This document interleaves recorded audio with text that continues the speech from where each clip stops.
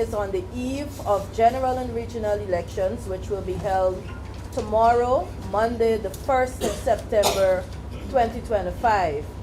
It is therefore fitting for us today to ensure that we provide you with an update as it relates to our state of readiness for the conduct of these very important elections. The usual protocol will obtain today. We will commence with remarks from the Chief Election Officer, and then we will have that question and answer segment where you will be able to ask your questions and seek the kind of clarifications that you require. So without further ado this afternoon, let me introduce the head table. Seated to my immediate left is the Chief Election Officer, Mr. Vishnu Prasad. To his left, the Deputy Chief Election Officer, Mr. Anil Giddins. And to my extreme left, the Civic and Voter Education Manager, Mr. Nardio Prasad. My name is Yolanda Ward, the Public Relations Officer, and I'll be your moderator for today's press conference. So without further ado, let me invite the Chief Election Officer, Mr. Vishnu Prasad, to provide you with a detailed update as it relates to GECOM's state of readiness for the conduct of general and regional elections 2025. CEO. Thank you, Yolanda. Good afternoon again, everyone, and please allow me to join the PRO in welcoming you to this press conference, which which will in fact be the last one before we go into elections tomorrow, September 1, for the conduct of the general and regional elections. The PRO said detailed and placed emphasis on the word detailed. I am sure I don't have what might be that level of expected details, but I will provide an overview of our state of readiness. I would not say state of preparations anymore. Our state of readiness for the conduct of elections. Obviously, as we go forward, when I would have finished my presentation, naturally we would be taking your questions to provide what you may deem to be omitted details. Now, before I proceed into providing that update, I want to touch first on two issues which most recently grabbed the headlines, traditional and social media, and I consider that it is very important for me to deal with that before we proceed, as I mentioned, with the updates. The first one has to do with the Commission approving the acceptance of late notification of appointment of agents from political parties.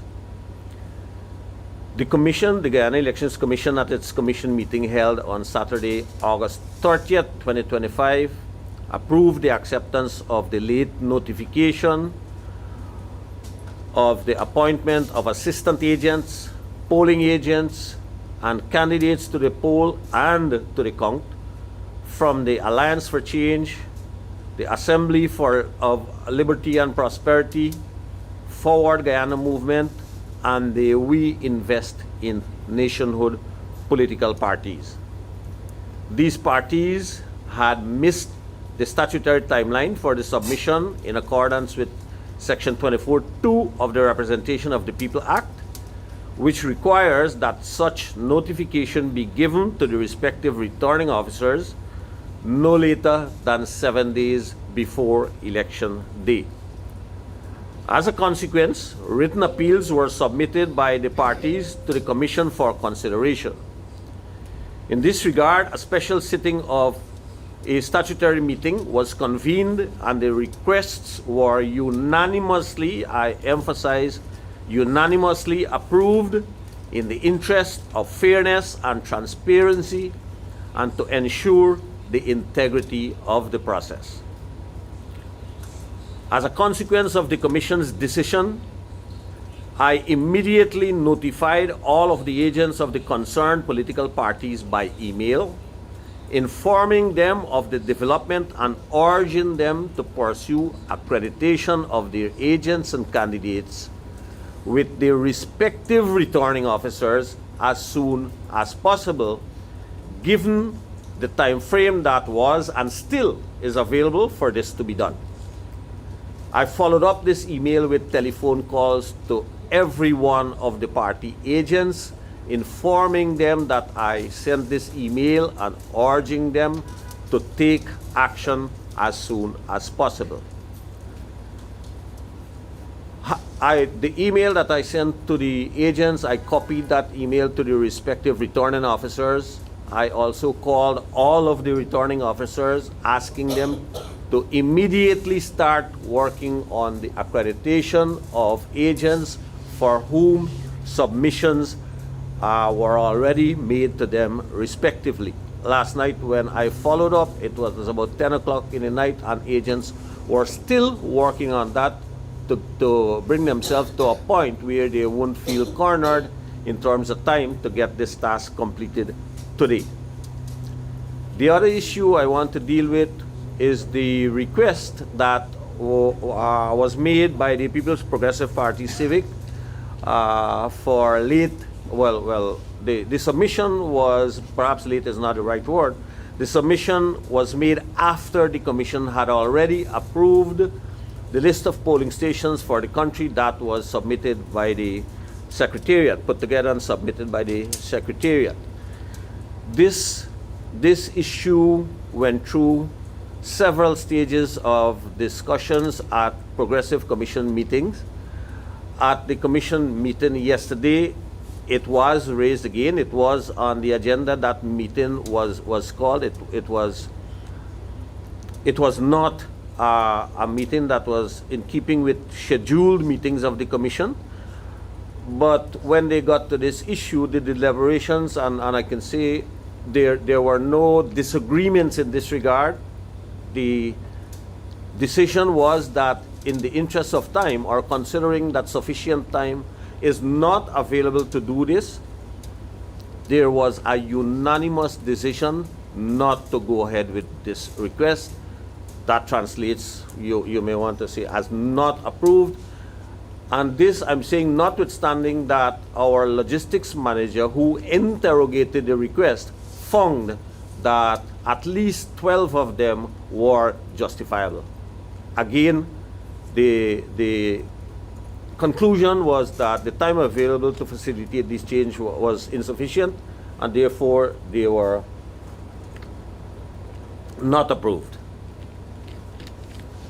In terms of our readiness, I would start out by saying that we at this time are fully prepared to conduct the general and regional elections tomorrow, and this position is bolstered by feedback that we asked for and received from the returning officers even today, that everything is in place for the conduct of these elections. The packing of ballot boxes were completed in the presence of accredited political party agents from all contesting parties. The process was conducted according to statute and procedures in an ordinary and amicable atmosphere, again involving the political stakeholders, reflecting the spirit of cooperation among GECOM and the stakeholders. Distribution of materials is well underway. Trucks have left the GECOM compound over the past few days. Ballot boxes, ballots, and other supplies have been pre-positioned across the country to be distributed within adequate time for the opening of the poll at 6 a.m. tomorrow morning. In some areas, materials have already been transported by river and by air to ensure, and this has to do with our riverine, deep riverine and hinterland communities, that these polling stations too are fully equipped for the timely opening of the poll. Election readiness statistics. 757,690 registered voters across the country's 10 administrative regions are set to vote to elect candidates from 6 contesting parties. 2,790 polling stations will be operational across all 10 regions to facilitate the voting.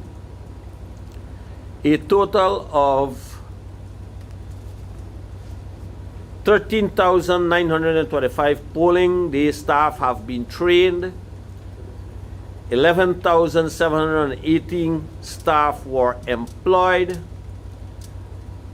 These staff have been trained to ensure consistency, transparency, and professionalism throughout the implementation of their respective tasks.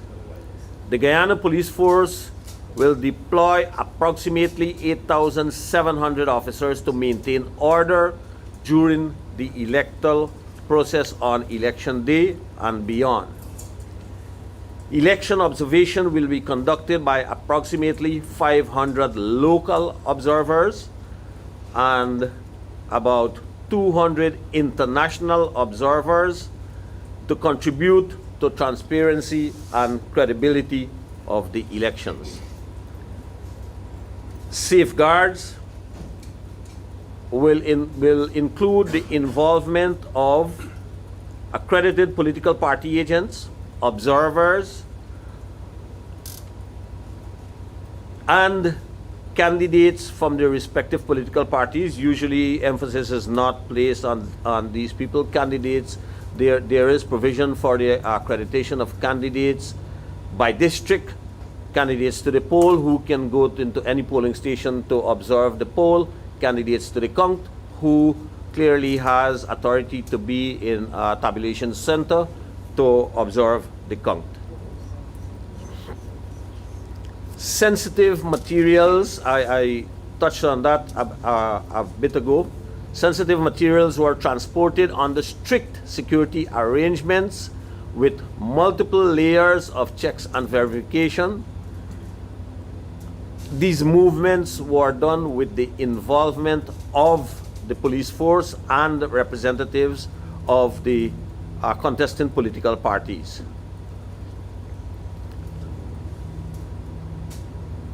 Recognizing that every vote counts and every voter's participation strengthens our democracy, at the level of the Secretariat, and speaking at this stage, I would take the liberty to speak on behalf of the Commission. We strongly encourage that all citizens go early, cast their vote peacefully, and respect the electoral processes throughout the day. Media and communications arrangements. We are in the process of establishing a media center which will open on Monday, tomorrow, election day, at 9 a.m. at the Regency Hotel, and will remain open up to September 3rd, operating on a 24-hour basis. This media center will serve as the hub for accredited media and observers. An indicative election day communication schedule has been put in place to provide timely, accurate updates and official information throughout the process. However, nothing in this plan will be adapted to the activities of election day. And basically what this is saying, although we have said that it is a schedule, election day is a day during which fires can pop up all the time, and we will have to be firemen to deal with them, and therefore we may not be able to keep with the schedule, but we will inform you accordingly, the same way as we had to shift yesterday's meeting to today, for which I apologize. But yes, just to emphasize that we might not always be able to keep with that schedule. Ladies and gentlemen of the media, at this stage, I want to deal with a component of this presentation that I have labeled public mischief. And in this regard, I want to play a video before I address the content of this video.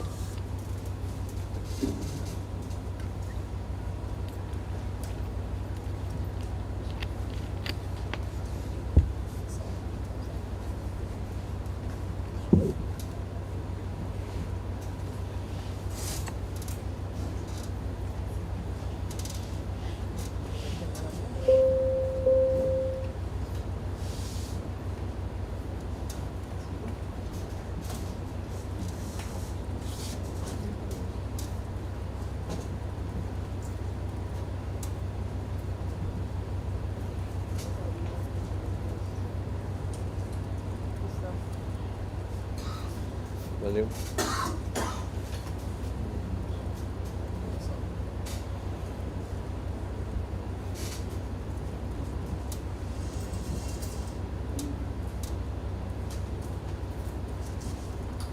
Getting audio?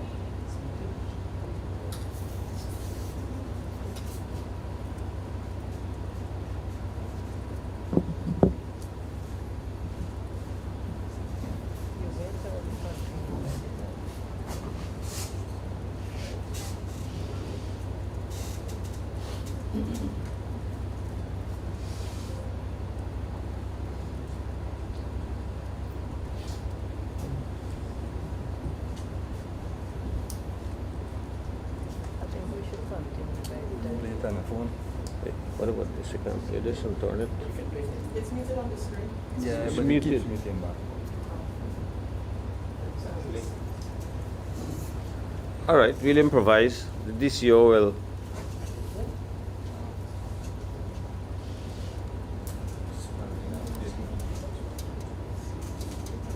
Has allowed candidates to visit polling stations. GECOM is now saying that no candidates are allowed to visit polling stations. The only persons are allowed are the agents and deputy agents. If discrepancies arises at two polling stations, what will happen at the other polling stations? This is a clear case where Madam Claudette Singh is giving way for rigging. The Guyana Elections Commission is planning to declare a winner without a full count of the votes. Is this democracy? Claudette Singh, Vishnu Persad, and Giddings must come forward and say if these allegations are true and if they are taking instructions from Bharat Jagdeo and Irfan Ali. Remember, Andy Giddings had the server from the 2020 elections in his car for over 2 hours rigging. We, the Guyanese people, are hopeful that the Carter Center and the OAS observers are paying attention to what is going on. Thank you. So, I want to start out by saying two things. First of all, this video affects me in no way, shape, or form. Has no impact on me. Secondly, I want to reject every insinuation in that video, if not accusatory comment, and to state that there is absolutely no way that any of the falsehoods that are mentioned in that video can happen. To begin with, I want to take you back to my starting point at this press conference where I dealt with the commission approving all of those parties who did not meet the deadline to ensure that their agents can be accredited and be in place to ensure that there is no prohibition insofar as monitoring the process is concerned. And I will start at the bottom from where every single contesting political party is entitled to, and once they do appoint, we will and have been accrediting their agents to polling stations, again in the interest of transparency and integrity.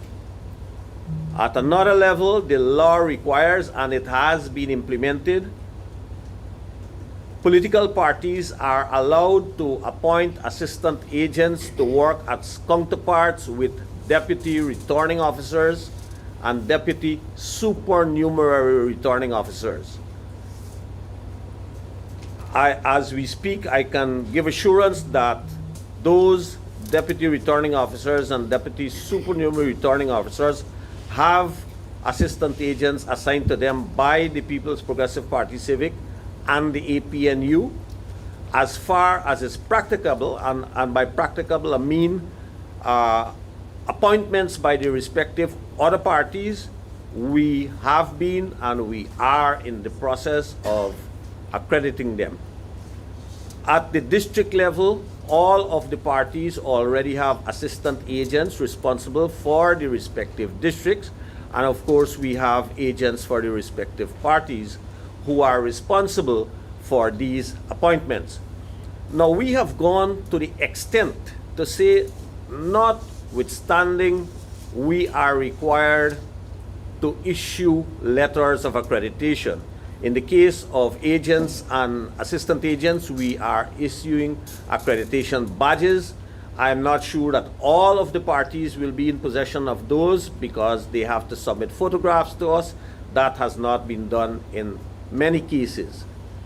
At the level of the district agents and agents, they already have those badges. Now, the extent that we have gone is that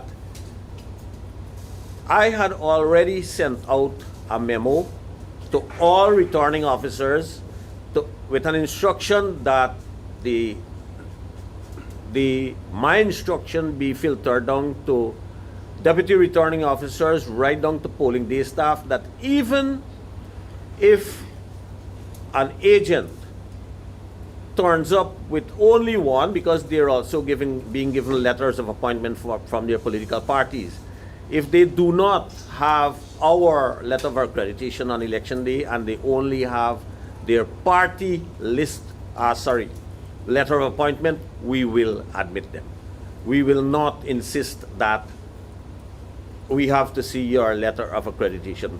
To this extent, we have gone to ensure that the access to the polling stations are facilitated, again in the interest of transparency, accountability, and integrity. Now, insofar as Claudette Singh, Vishnu Prasad, and Anil Giddings is concerned, in whatever we manipulate the results of the elections, I have to emphasize that at the level of the polling station, Claudette Singh, Vishnu Prasad, and Anil Giddings have no input in those tabulations. The results of those are posted outside of the polling station immediately after. The statements of poll are moved in tamper-proof envelopes to the deputy returning officer, who is responsible for a cluster of polling stations. Upon receipt of the statements of poll for the cluster, even the deputy returning officer doesn't have access to the contents of those envelopes. It's delivered to the supernumerary returning officer or the returning officer, supernumerary returning officer in the case where we have sub-districts. At that point, and I must say again, in all these movements are accompanied by police and party agents. We have made sure that adequate transportation arrangements are put in place to say that you are moving in the same vehicle. Excuse me. At the level of the supernumerary returning officer or returning officer, as the case may be, again, Claudette Singh, Vishnu Prasad, and Anil Giddings have no presence or no input. The tabulation of the votes, the envelopes will be opened in the presence of counting agents, duly appointed counting agents for the political parties, observers who I'm sure will be there, and specially trained GECOM staff who will be responsible for two aspects of the tabulation process, one being to scan and immediately upload the statements of poll to the GECOM website, and the other one being doing the actual tabulation. Now, I'm emphasizing posting the statements of poll to the GECOM website so that all concerned can note at that stage, although the chairman of GECOM and the chief election officer are entitled statutorily to copies of statements of poll, none out of the two of us would have even received any of the statements of poll as yet, when those statements of poll will go onto the GECOM website. And let me also assure, it is not until the statements of poll are posted that the actual tabulation will take place. Having completed their tabulation at the level of the supernumerary returning officers or the returning officers, the results are required to be declared by law. Copies of those declarations will be sent to the chairman and to the chief election officer. All members of the commission have access to the copy that is sent to the chairman, and there is no reason why, if they ask me for a copy of my copy or to see my copy, that it will be withheld from them. So up to this stage, the chief election officer or the deputy chief election officer nor the chairman had absolutely nothing to do with tabulation of results. When the chief election officer would have received the declaration for all 10 regions, he has 12 hours to put together the national results, which includes seat allocation by parties depending on the votes that they receive, and submit that to the commission for ratification and declaration. It is the commission that makes the national declaration and not the chief election officer. And I'm emphasizing here that having prepared the national results and submitted it to the commission, which has members that were nominated from the governing and the opposition political parties, they are in possession of the declared results of all of the regions to use to verify the combination that is put forward and submitted by the chief election officer, so they can say, Mr. Chief Election Officer, you did some deliberate skullduggery here and you will go to jail. And so I needed to bring this out to dispel this notion that somehow by some magic, some voodoo, something, that the chief election officer, deputy chief election, and the chairman is involved or has concocted some scheme to manipulate the results of the elections.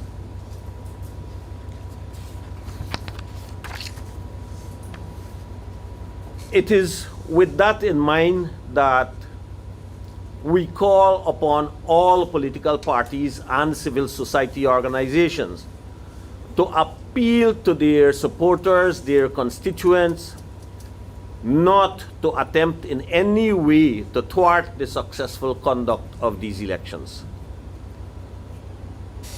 We, at the level of the Secretariat, and again, I would take the liberty to speak for the Commission, they did not give me that liberty. We reaffirm our commitment to deliver free, fair, and credible elections. The Commission extends its sincere appreciation to all political parties and their agents for their constructive, amicable, and peaceful support throughout the packing and distribution process. Their presence has been and continues to be an important safeguard and a visible demonstration of trust in the process. We also thank the observers and the media for the integrity, professionalism, and scrutiny which they bring and which strengthens transparency and public confidence in these elections. Ladies and gentlemen of the media, at this point I want to pause to acknowledge the invaluable contributions as we at the level of the Secretariat went about preparing for these elections. In this regard, I want to acknowledge those contributions made by the UNDP technical experts, the team led by Mr. Pablo Galarce. I'm sure he's here. There's Pablo in the back.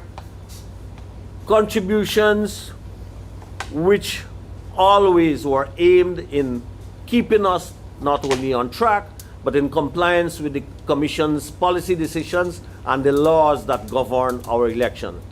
Same, I must say, with respect to Dr. Afari Jan, who is an election expert with international experience, decades of international experience, and Dr. Nazim Zaidi, a former Elections Commissioner of India, who himself has decades of international election experience. It would have been very, I would consider, disrespectful of me not to recognize the contributions of these election experts.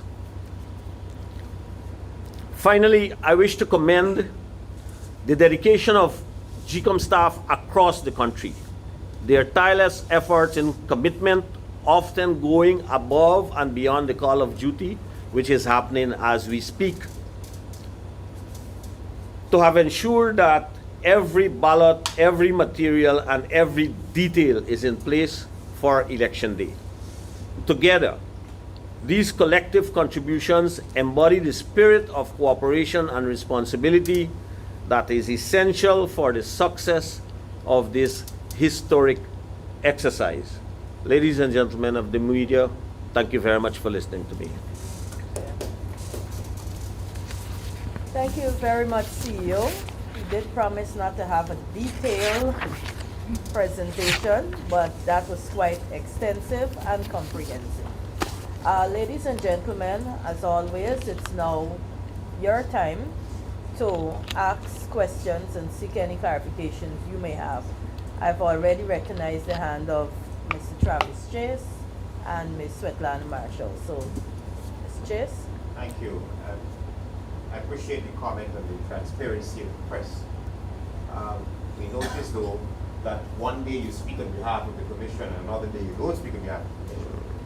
So in the interest of transparency, could you help us to understand why the chairman is absent again, one day before the press conference? Secondly, elections, has the void of the presiding officers been overcome? I noticed you said that some people were declining the position. That's true. Was there an incident at Rockstone involving ballot boxes around 12:15 sometime today? Did you get that report from Rockstone? Any incident, any crash, anything at all at Rockstone? You may want to double check before you probably comment. And did the ALP indeed write GECOM on that cell phone issue at the vote station?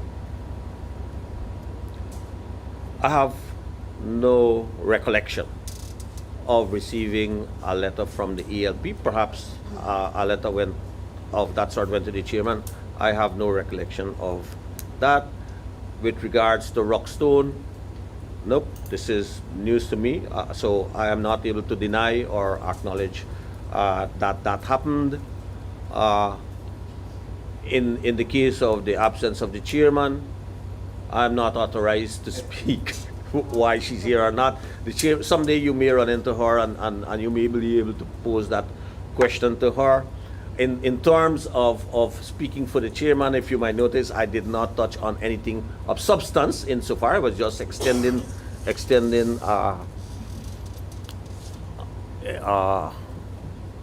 what is the right word? I was just wanting to use this opportunity to make appeals while not excluding the commission in terms of if we have filled a void for presiding officers. Let me make it abundantly clear.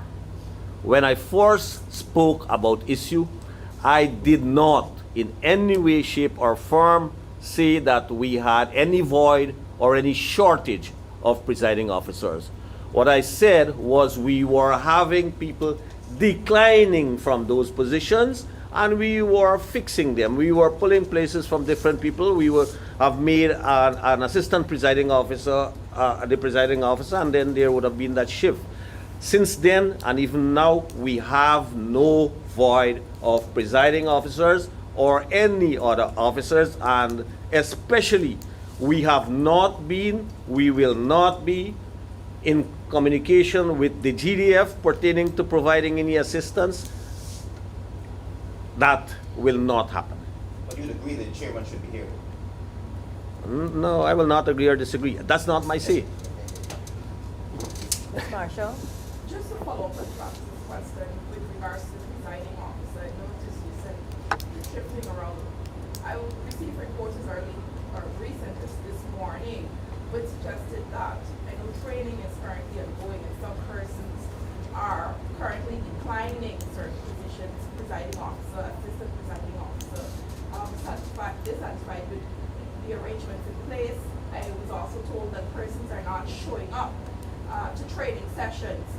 Large groups of persons are not showing up to training sessions. And I was also told that there is somewhat of a lack of confidence in those who have been placed to, or those who have been appointed as presiding officer in some cases.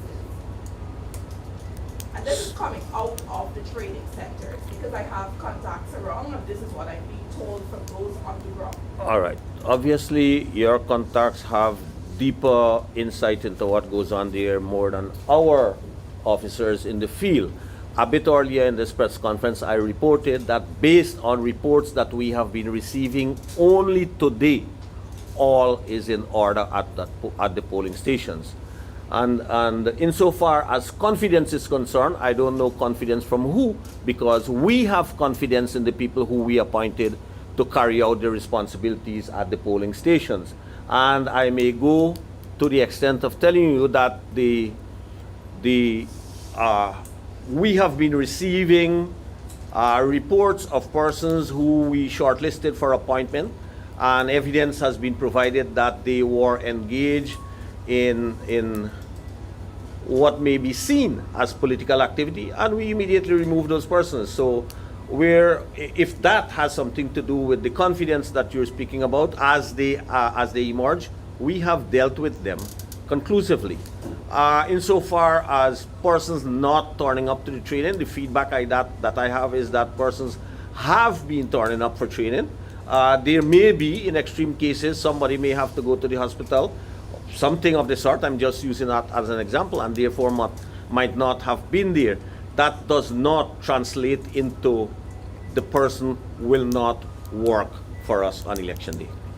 Just to follow up on your statement as well, you said that with regards to the request by this person's party, could you just clarify how many polling stations you wanted to have relocated? And you said 12 of them were justifiable.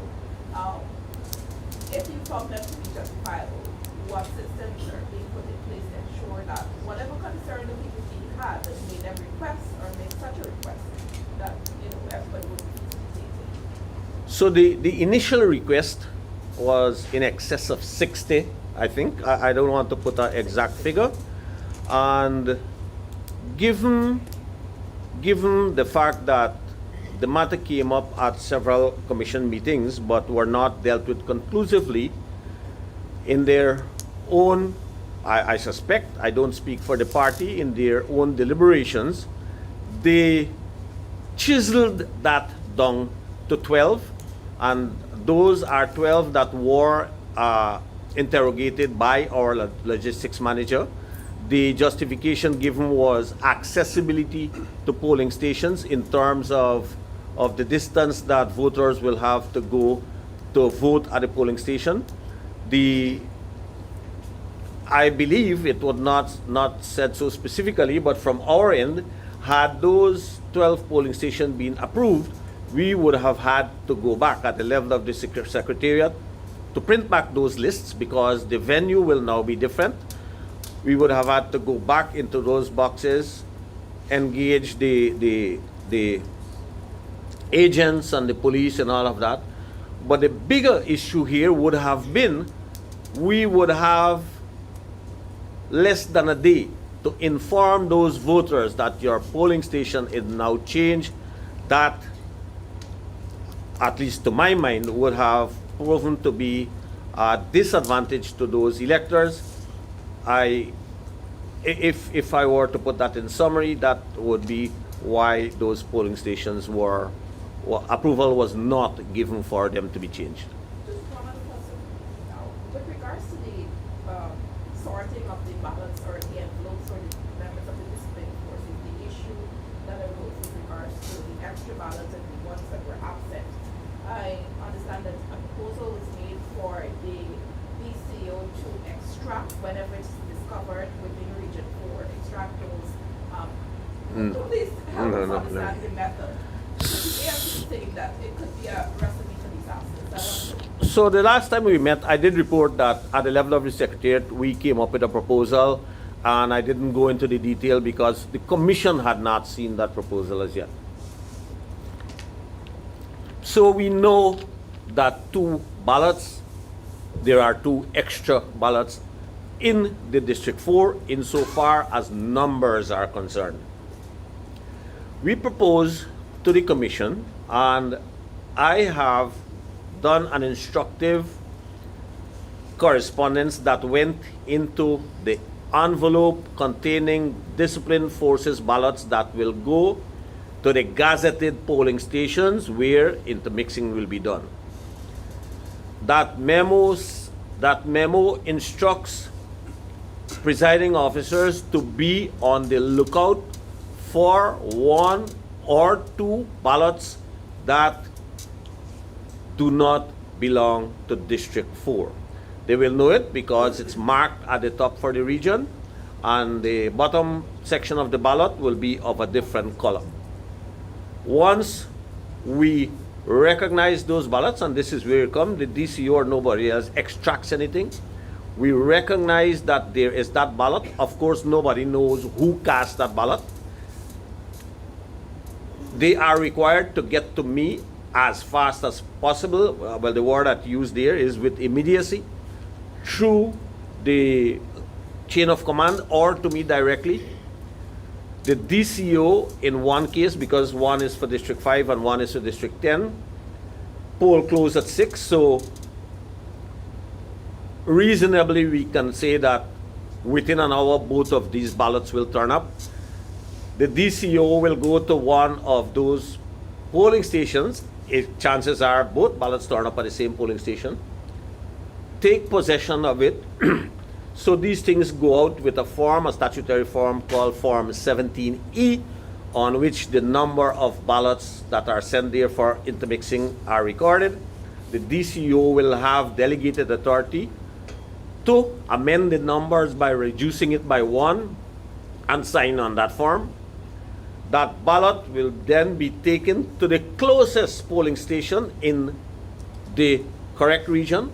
In the interest of time, the presiding officer of that polling station will be asked not to conclude the count of the ballots at that polling station until this ballot is delivered there. At that stage, the DCO will also have the authority to add, well, in this case, amend the Form 17E by adding a ballot. And that ballot will be counted as having been cast in that district. The same process will apply in the case of District 10. The Commission approved this as the way to go to ensure that the vote cast, the elector's vote, is counted validly and for the district in which is meant to be counted. Thank you very much, Ms. Johnson. Good afternoon, table. My name is Julie Johnson from Private. I just want to ask one clarification now. How many eligible voters CEO? And in taking from Svetlana's question, are training for polling day staff still ongoing? And We got polls today. All right, Julia. those for now. Thanks. So the number of registered voters or or eligible voters as per the official list of electors is 757,690. Insofar as training is concerned, well, theoretical training is over. What we're doing, including up to today, is to do mock polls just to give them a practical feel of what transpires. This is something we did yesterday and we'll do today again. Okay, are you still confident of the results coming in by the 2nd of September? I mean, given issues like request for recount, and whatever else other challenges might be on the poll. So- Are you still confident of that? No, well, the issue of confidence doesn't arise here. Now it's an issue of practicality. So, at the time when I gave that pronouncement, we did not consider that the act of tabulation of the results were, in fact, there is a predecessor task which in fact involves the scanning and the uploading of the statements of poll on the website. Now, when we separate the two, I do not see that we can complete that exercise in less than 8 hours, especially for the higher populated regions. Maybe in districts 1 and 7 and 8, we might be able to do that. Of course, like 8, there would be a jeopardy where the statements of poll would have to wait until the next day before they come in. So that will affect that timeline. In terms of the mechanism that we have in place, and I can tell you as we're here today, the equipment to be used for the scanning and upload and tabulation of the results are up and have been tested at all of the tabulation centers.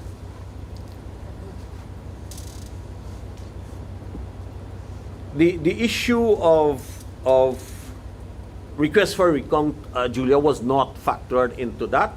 All being equal, we now should be able to have declaration in the districts by the evening of the 3rd. Right. Okay. Yes. Again, providing that there are no requests for recounts. So there's always that possibility. But have you taken into account power, internet connection? Yes, we have. Yes, we have. And we have contingency plans in place. I want to touch back on the access to the statements of polls. It has always been about there for, especially us, the media, because these are placed on public buildings, for example, schools, and they are in enclosed areas with security. Who, from time immemorial, have not permitted access to those buildings to get a shot or get a photograph of the statement of poll, even after the close of poll. What happens there? Is there a change in this time? Is there a possibility of us accessing those statements of polls as posted on those buildings this time around? All right. So in responding to that, I can tell you clearly, after we have surrendered the premises back to whether it's a school or a private residence, we have no say in who accessed that building. That is totally out of our hands. And as you would all be aware, the media is not allowed in polling places. And here I want to deal with something. Notwithstanding the 200 yards boundary of a polling station, we have never and we will not prevent media people from operating anyway close, but not within a polling place, not within a polling station. So, to answer your question there, Julia, as to how you can go and get a picture from the actual statement of poll on the outside of a polling station, I do not see, and I would not mislead you by telling you that there is authority for you to do that, or that I have authority to instruct that you be allowed to do that.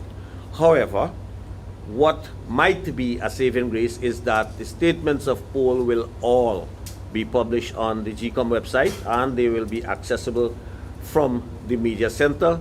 That may provide some solace, if that word is applicable, but outside of that, we are unable to facilitate any other closer contact with statements of poll at those polling stations. I recognize the hand of Agent. Hello, I'm Patrick Ford from ASB. I just wanted two questions. One, just to make sure I understood what you say. By the evening of the third, does that mean that you can announce the president on the September 3rd? No, no. I was speaking about the district declaration. But once we have the district declaration in place for all the districts by the evening of the 3rd, and all of those declarations get to me by the morning of the 4th, the national declaration, the commission should be able to make that, because I would immediately proceed to put together the results of the districts to come up with those national tabulations. Results. Yeah, and the second question, a couple of weeks ago you spoke about, we're talking with the Guyanese Army about this Equivo. Do you have a special plan to protect the border, or if anything happens? Where are those discussions? As the CEO, this much I can tell you in terms of the involvement of the Army and police, is that they have given their consent to escort our people in those areas to ensure their safety insofar as the conduct of their work is concerned. As it relates to the integrity of our borders, I am not qualified to speak on that at all. I would really be trespassing if I were to do that.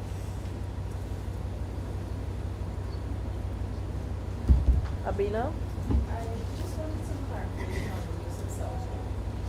If a voter refuses to surrender the phone or put it at the side of them when it's time to vote, would that voter be, is there any penalty in place, or would that voter be barred from? So, and this is where it gets tricky when something, and I have to answer your question. This is where it gets tricky when we are going to be implementing rules, and then we will have to go into the detail. But I have to answer your question, and I will do so honestly. There is no law that prohibits the use or people taking their phones into a polling station. However, as a matter of policy, the Commission has introduced these rules. A voter may refuse to surrender, is not the word that I was used, to put his phone down on a desk or table that may provide it for them, and try to put it in his pocket. The key issue here is that a voter must not use his phone or any other recording device to take a photo of his ballot after he has voted. And whereas we don't have powers of arrest or powers of any of that sort, what we will do is to make a note of that. We know the voter, we have his particulars, and we will make a report to the police so that the police can do an investigation. And if the investigation turns out that in fact a law was breached, the police will take the necessary action. Thank you very much. Are there other questions? Just one more clarity.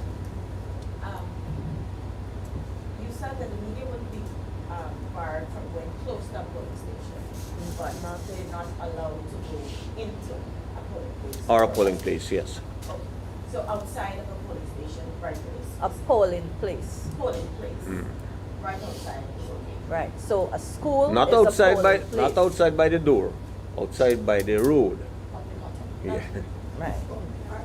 Just a clarification and a follow-up to Bill's question.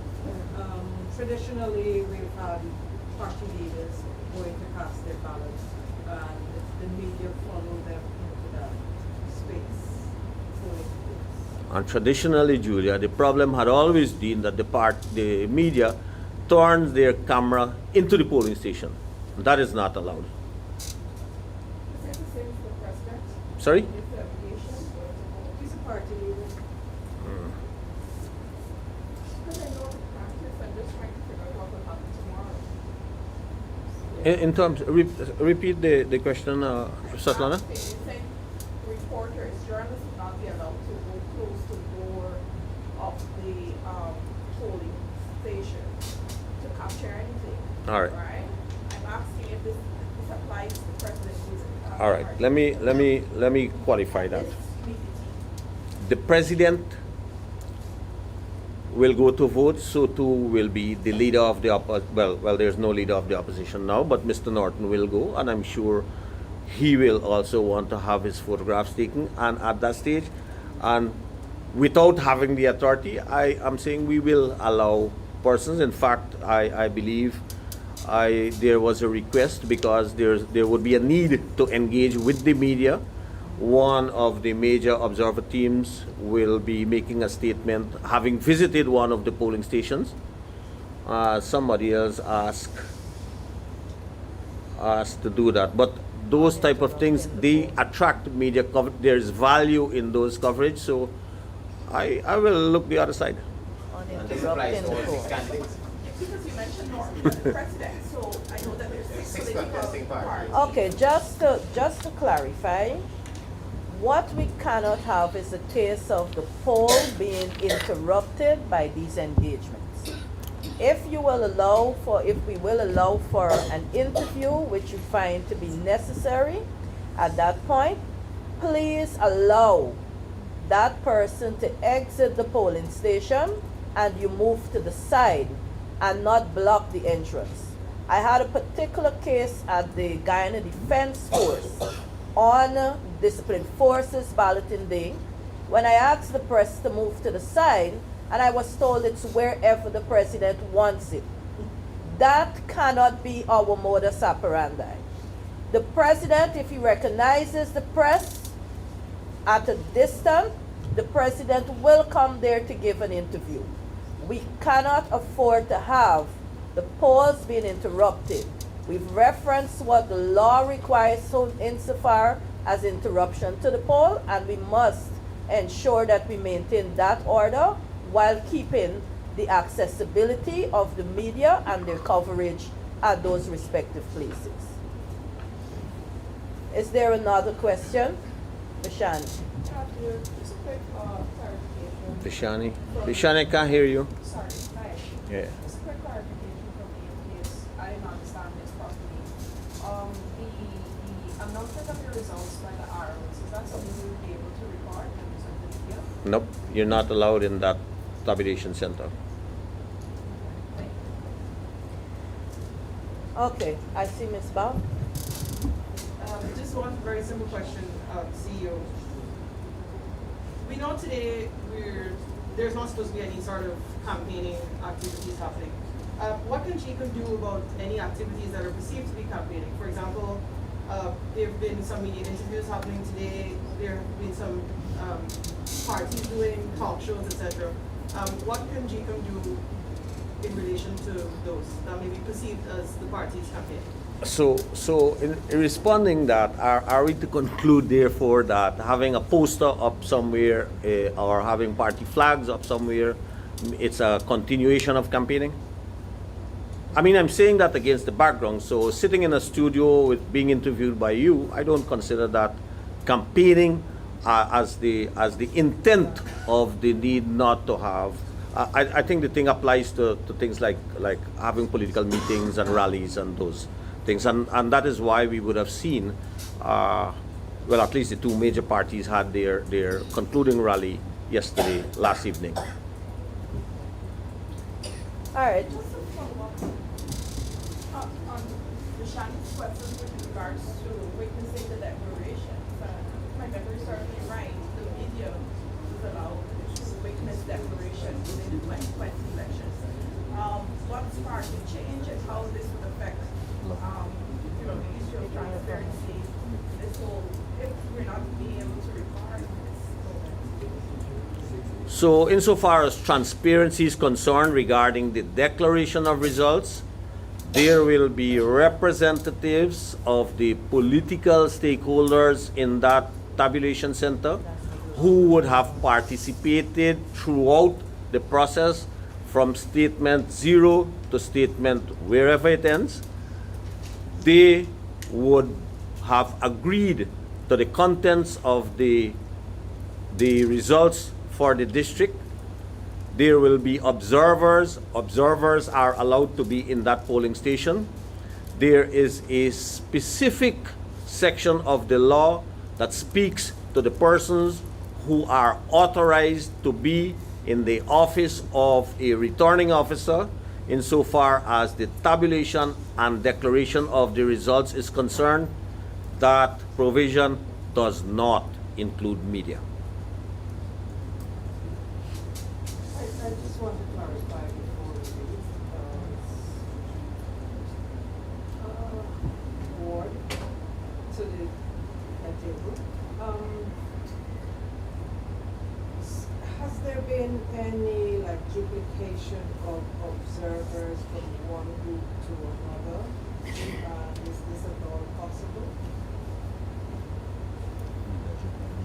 No, that's not what you're talking about. But in terms of duplication, I can tell you what I know is that for one particular local observer group, a set of names were duplicated. But you're talking about, That's what I'm talking yeah, that is an error. It's an error on our part. When the staff put together, I asked for an explanation how did this happen, but they were unable. I think the staff was scared to actually say what happened here. But we recognize it, and yes, that will be corrected. Sure. Ladies and gentlemen, thank you very much for your questions. We hope that we've provided the necessary clarification. Over the past 2 weeks at these press conferences, we've had several requests for statistics, and therefore it will be remiss of me to close today's press conference without providing you with a breakdown of some of those statistics. So I will start, first of all, with the breakdown by district of eligible electors that are expected to cast their ballot tomorrow. So in District 1, we have 24,453. In District 2, we have 42,596. In District 3, 116,876. And District 4, 323,436. District 5, 50,796. District 6, 111,554. District 7, 17,846. District 8, 9,192. District 9, 22,481. And District 10, 38,460, giving us that total of 757,690 on the official list of electors. There were also some questions in relation to eligible first-time voters. I did provide some initial statistics which essentially only captured those eligible first-time voters 18 years and older, or equal to 18 years and older at this election. But we've had registration cycles where we'd have persons older than 18 years old that have registered and are now eligible electors. So that statistics now gives us a total of 27,879 eligible first-time voters. In District 1, we'll have 2,076. District 2, 1,733. District 3, 4,107.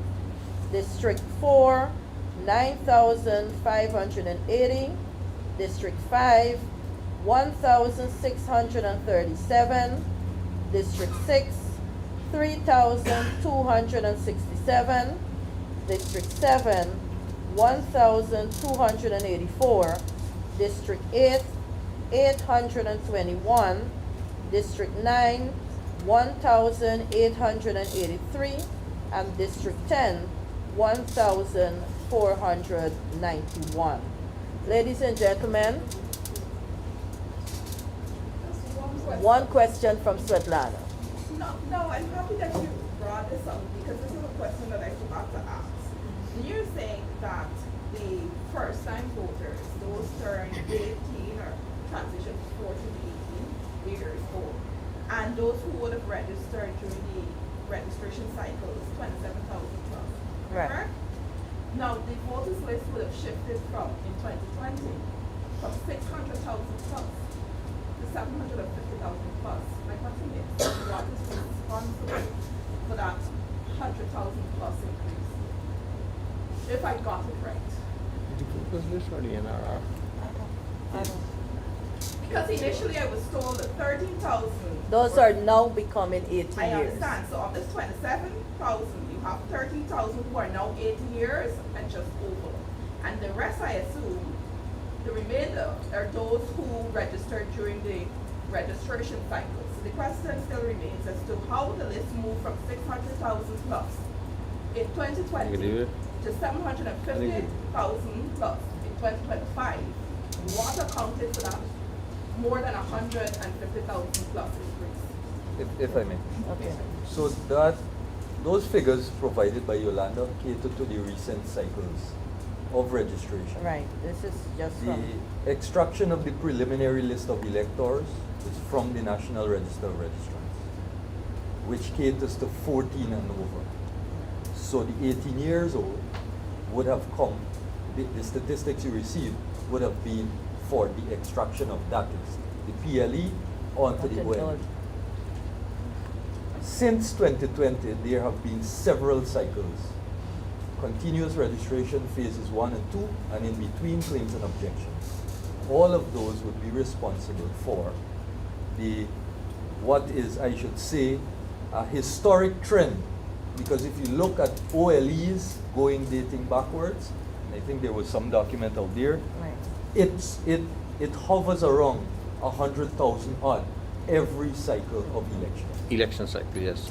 Svetlana, and we can provide those figures progressively through the PR. That Right.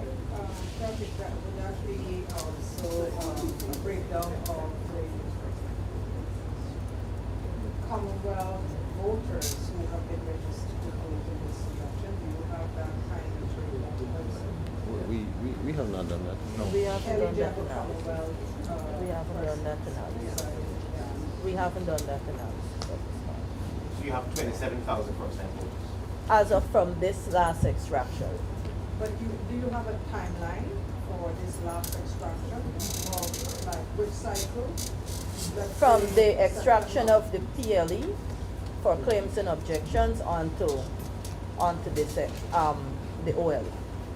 And you have a date for that? September, let's say September last year, July this year? July this year. Sorry, the OAS?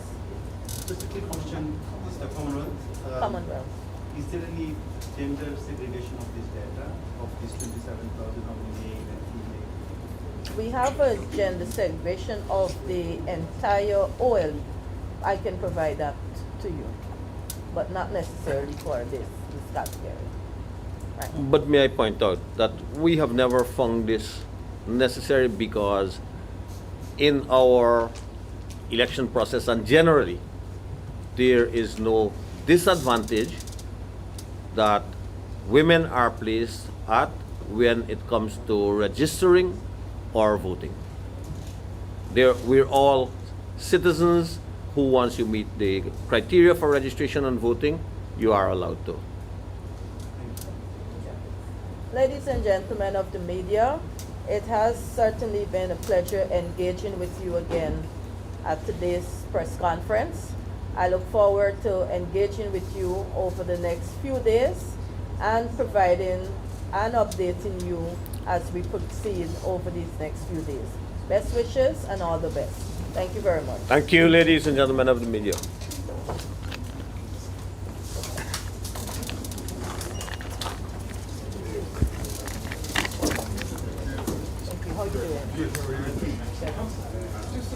Councillor